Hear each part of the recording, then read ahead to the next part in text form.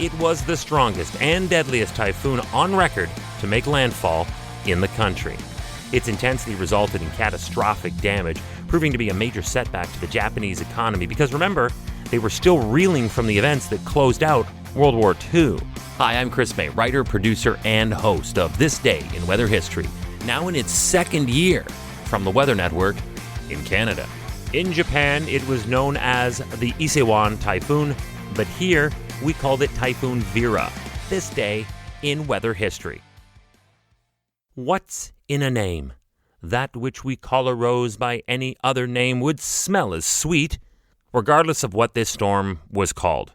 It was an exceptionally intense tropical cyclone that made landfall in Japan on September 26, 1959. Here's how the events of Typhoon Vera played out. September 20th. Vera developed in the open Pacific waters between Guam and Chuuk State, and after staying out westward, changed course slightly to take a more northerly course. It was a named tropical storm the next day. September 23rd. Vera was now entering a rapid period of intensification, reaching its peak maximum sustained winds that would be equivalent to that of a modern-day Category 5 hurricane. September 26th, this day in weather history. Maintaining its powerful strength, Vera made its final approach almost like a commercial airliner. You know when they make that bend to approach the landing? Vera made that final curve and then accelerated like a jet would northward, slamming to landfall on Honshu. But like a rough landing by a plane that bounces in turbulent winds and takes air only to drop again onto the runway, Vera did the same thing, suffered turbulent wind patterns that caused the typhoon to briefly skip back out into the Sea of Japan before recurving eastward and moving ashore again to Honshu for a second time. Welcome to year 2 of this podcast. Right now, you're listening to the full version of today's story on your favorite podcast provider, but there's also the daily podcast video short. They're shot right here in my podcast recording studio, so you get that perspective, but oftentimes they will include visuals from that day's event from when it happened in weather history. So after listening to the full story, go check out the podcast video short on television or online anytime at theweathernetwork.com/weather history. September 27th. Moving over land weakened Vera almost immediately, and that's normally the case with tropical storms. It then hopped back into the North Pacific Ocean later in the day, transitioning into an extratropical cyclone. And now the aftermath. Japan's disaster management and relief systems were significantly redesigned, rebuilt, and reformed. This storm would set the precedent for how the country would react to events like this in the future, because this was not handled well at all.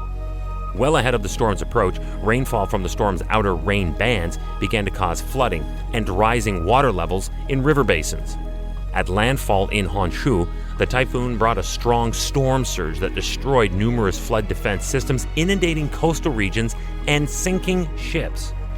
Even though Vera was accurately forecast and its track into Japan was well anticipated, there was an overall lack of interest and urgency by local media, and therefore, it critically limited the coverage of critical information. This resulted directly in the mismanagement of potential evacuation and disaster mitigation protocols and procedures. And this resulted in a staggering death toll.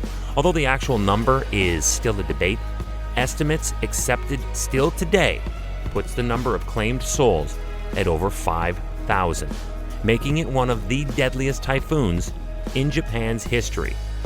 But it also left close to 39,000 people with critical injuries and rendered 1.5 million people homeless. So relief efforts needed to be swift and sound. Help for the survivors was rallied by both the Japanese and American governments immediately following the dissipation of Typhoon Vera. Damage totals reached $600 million in 1959. That would be equivalent in 2019 to over $5.25 billion. And it made landfall on September 26, 1959, this day in weather history. Tomorrow is September 27th, and hockey fans will love what's coming up. Who remembers September 27th of 1991? Anyone? LA Kings, New York Rangers, nothing? Caesar's Palace? I didn't think so. Hockey in the desert before we were ready for it, perhaps? Now we're on to something. We'll find out what happened and how those who played that day remembered it. And it takes place tomorrow on This Day in Weather History with me, your host, Chris May.